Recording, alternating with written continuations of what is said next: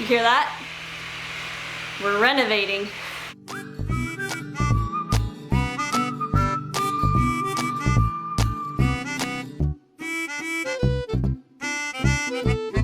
Hi everyone and welcome back. We have all of the Chug. I'm Taylor. We have Minnie and Scar is in the back there. And even though we have a good group here today, none of them are actually going to be in the video. We have a special guest coming in, and before we bring him in, there's something really cool that I want to show you. So you may or may not know that Olive has a store, which I will link below if you're interested, and it's also on her website, which will magically appear right here. But Olive does have a store, and on that store we sell different products, including clothing items, other things at home, mugs, stuff like that. And I got a shirt in the mail, and it's my favorite shirt in the world, and I want to show you. Check it out. It's Olive on a shirt! Even though there is only one Olive in the world, you can get your own shirt with Olive on it, and you can find that in our store.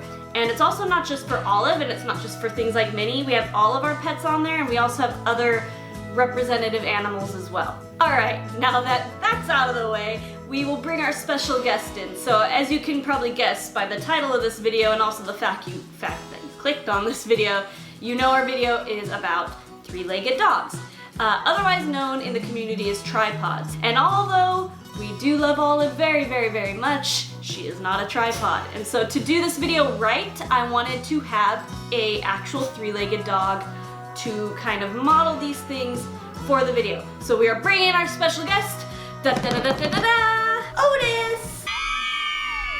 So as you can tell, he is a tripod. He is missing his front leg here. Even though for the most part you're gonna treat a tripod like a normal dog, there's some small things you wanna do to keep him healthy and kind of save those other remaining limbs over time. So when owning a tripod dog, you're gonna keep three things in mind: exertion, movement, and interactions. And we're gonna talk about each of those three things. Okay, so the first thing we're gonna be talking about is exertion, and that means you basically don't wanna tire out your tripod more than you have to. Most tripod dogs, no matter which limb they are missing, are going to have to put in a little extra work to do the same things a four-legged dog could do.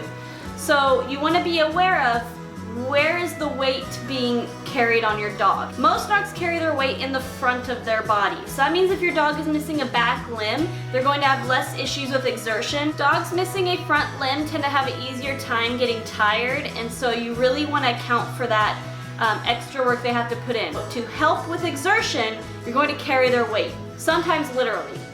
One way to do this is if you have a small dog, you can put them in a sling and literally carry them. So if you're going somewhere, for example, and sometimes this is best for when you're going on long hikes, or if it's like a shopping day and it's a day where you can take your dog shopping and you're gonna be out a long time. Also a good option if you're getting in and out a lot, say of a car or a truck or something like that. If your dog's in a sling or backpack, it saves them the trouble of having to jump in and out to follow you. If you've never had something like this, like a sling or a backpack, they're amazing, let me tell you. They get a little bit of a stigma of like the person carrying their tiny dog in a purse. But really, if you get a sling like this, they come in many colors, and dogs get really comfortable in them, and it's almost like people who carry their babies in those carriers in the front. And the worry sometimes initially if you put this on is, oh, I don't want to disturb the dog, so you're kind of like working delicately. I will tell you, I've painted my entire house with my dog attached to me on a sling. And I'm telling you, I was bending over, I was painting, like, look, I'll do a spin, he's slinging around right now, but look how comfortable he is. Does not care. Even though I do love slings, if you are considering one, just keep in mind, could you carry the weight of your dog on your shoulder like a bag for long periods of time?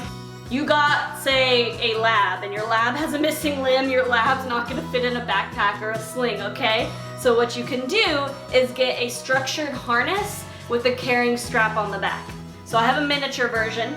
This is Minnie's training harness. This is basically a tiny version of what you would buy for a larger dog, but it has this back handle and then straps to go under both sides of the bellies. If your dog has a missing limb, and it's larger and you can't put it in a backpack or a sling, you're going to put on a harness that's very structured, very well built, and then you're gonna support them by basically carrying them kind of like a bag. The dog would be in this and you're gonna hold them. And when you hold your dog, I don't mean to hold it off the ground or up high like this. I just mean your dog is on the ground and you're taking weight off of wherever the leg is missing. Now those are some of the more cost-effective ways to help your dog from tiring out. There is one that works very well, but depending on how you do it or what company you use, it's gonna be very expensive, and that's getting a prosthetic limb for your dog.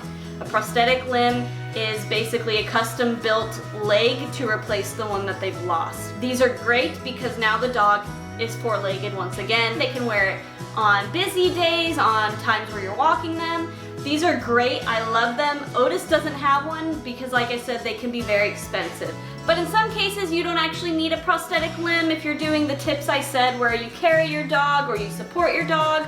You're going to benefit them already anyway, and they'll be okay living with the 3 legs. Another thing I want to mention, besides supporting and carrying your dog, a dog that has 3 legs is putting in twice the work as a dog that has 4. So if you're walking, walk half the distance. Walk slower, pick them up in between, give them breaks, and then walk some more. You don't want to walk the dog in the same way you would walk a other dog. The second thing you're going to watch for in a dog with 3 legs is movement. Depending on where your dog is missing that limb, they might not be moving very much at all. Like I said in the last little bit, it's easier for them to get tired. So my friend Otis here lays down a lot actually because it's a lot of work for him missing the front arm. But there's some things you can do to help him better move around your house. So firstly, if you have hardwood floors in your house or any other kind of slick floor, linoleum, tile, anything like that, you're gonna wanna add some mats in key places. Here is just a generic entry floor mat, but it has the rough backside so that it sticks to the floor. And you're gonna wanna put one of these where your dog eats. 3-legged dogs need this in particularly because when they're eating at the floor and they're bending down to eat, sometimes the slick floor, it's easier for them to slide. Put their food bowls toward the back of it, and then they have here to kind of grip and stand. The second place you're gonna wanna put a mat is on your stairway. And it's already difficult enough for them to navigate stairs because of the push and the pull that's required of their muscles. But now with a slick floor, they don't have the same grip. So having a runner on your stairs or mats on each stair step, and any other place you might see them slipping and sliding, in an entryway or right under the couch where they might be trying to jump, place a mat. You can get decorative ones. It doesn't have to be like this one. Get whatever mat you want, match your house, it's fine, but it will help your dog tremendously. Another time where movement is required is when your dog is going to eat. And so for a dog that is missing limbs, particularly the front, you're going to want to buy raised bowls. For any dog and it's missing a front limb, buy raised bowls. They don't have to bend over, and especially the closer you can get to head height as you can, the less strain on that limb to bend over because the dog can stay standing and just lean their head into the bowl and eat or drink from there. Another thing to consider buying if your dog is allowed on the furniture is to get a footstool or a stair step or a seating poof and place it up against the couch or up against your bed so it allows a second level for your dog to step up on before getting on the couch or the bed. Alright, the last thing I have to tell you that has to do with movement is when you are moving your dog, picking it up. And this doesn't work for all dogs depending on kind of the leg situation there. It's gonna be different. Your dog has the entire limb missing. There's something you need to know about anatomy in your body as well as your dog's. The place where the arm meets the shoulder is a ball and socket joint. When your dog's leg was amputated, the arm was removed, which means you're getting rid of the ball. But what's left? Your shoulder, right? And your shoulder has an empty socket. So essentially in the area where the leg is gone, you're gonna have a hole there. If you accidentally kind of touch that or poke it, it can be painful and sensitive to the dog. So tips for picking up the dog. One of the biggest tips I can give for picking up a tripod dog is using a blanket. The blanket is going to help you support and grip the dog, but in a soft way. So you're gonna wrap the blanket around the dog and scoop the dog up. So I'm just laying this over Otis. The side with the missing leg is underneath him right now. So I'm gonna actually push that blanket underneath his body and then pick him up. So pushing it underneath and picking him up, okay? So notice my hand's flat and right underneath is that empty cavity that I talked about. But my hand is flat and I have the blanket that even if I were to kind of poke right here, it's not gonna go into his skin. If you do not have a blanket and you're gonna pick your dog up barehanded, You can still do it, you just gotta be extra aware of your thumbs. Humans use their thumbs to grip things. It's a natural instinct. So here's how you're gonna pick the dog up. You're going to put your palm flat. Right now I'm actually supporting him, he really wants to sleep. So you're gonna support the body weight. You're gonna go ahead and go under the armpit like you normally would to pick up a dog. And then you're gonna cradle under there. So now I'm actually supporting and holding him with one hand without touching the open area. You're gonna put your other hand on the back of the body and pick up two-handed like that. One hand is in the front and one hand is in the back. That way you don't have all of the strain in the front of the body and you're staying away from that open area. And the last thing you want to keep in mind when living with a tripod is the interactions you have with your dog. So one thing to keep in mind is playing with a tripod. Most tripods don't have good movement. If the limb is missing in the front, it's going to be hard for them to kind of play fetch or to run back and forth. So you need to find games they can play seated. So one good game you could play with your dog is kind of hide and seek. Get kibble or really, really low calorie treats, and you just want to hide them kind of in the bedding area that they're at, and then they can sniffle through the bedding area and look for the treats like Otis is now. Because your goal here is not to tire the dog out physically, you're going to tire it out mentally. So you could do that. Or there's some toys that are really nice you could buy for your dog that they could play with as a tripod. So these toys particularly I have in mind for tripods missing a front limb, because tripods missing a back limb can still lay down and use two front paws to chew their toy like a normal dog would. One classic toy you can give your dog is the Kong. You can give it to your dog, fill it with peanut butter just lightly, you know, your dog doesn't eat a lot, and you give it to them. A second store-bought toy I really like is this thing. So I believe it's called a Holy Roller. So it looks like this, okay? And they come in circles and they come in these little football shapes as well. And these are good because instead of something thick like a peanut butter, you could put kibble or small treats in here. And some dogs will flip this around and the treats pop out. I like to put treats that are a little too large for the hole in here. And what the dog does is then it sits down with it and it tries to wedge the treats out through the holes. So this is still a sitting item. I don't want you to feel deterred by it thinking it has to roll. It doesn't. And I buy the football shaped one on purpose because if it's round it can be hard to grip. But this one's nice because the one paw can go on one end and the dog can work at the other end for the treat. When you give your dog chews, it's better to give them the really, really long, thin ones because their paw can again hold at one end and they can chew at the other. An extra bonus tip, if the chew's getting a little short or they still have trouble gripping this, one thing I really found useful is you want to buy a chip clip.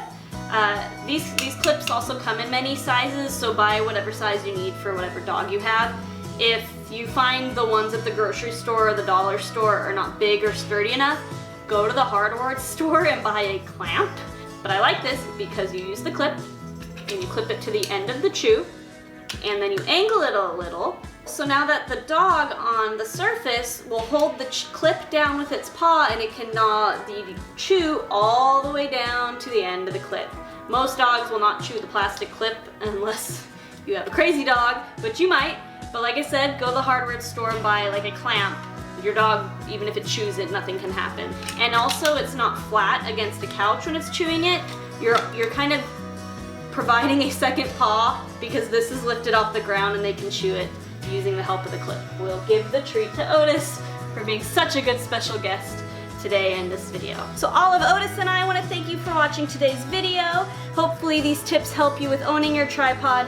And keep in mind, if you're thinking of adopting a tripod and you're a little scared, it's no big deal. They're just like any other dog. And you saw the tips today, they're not hard to do. So Otis here is one great example of a tripod dog. We have Olive, our little channel ambassador, and thank you for watching. We will see you next time.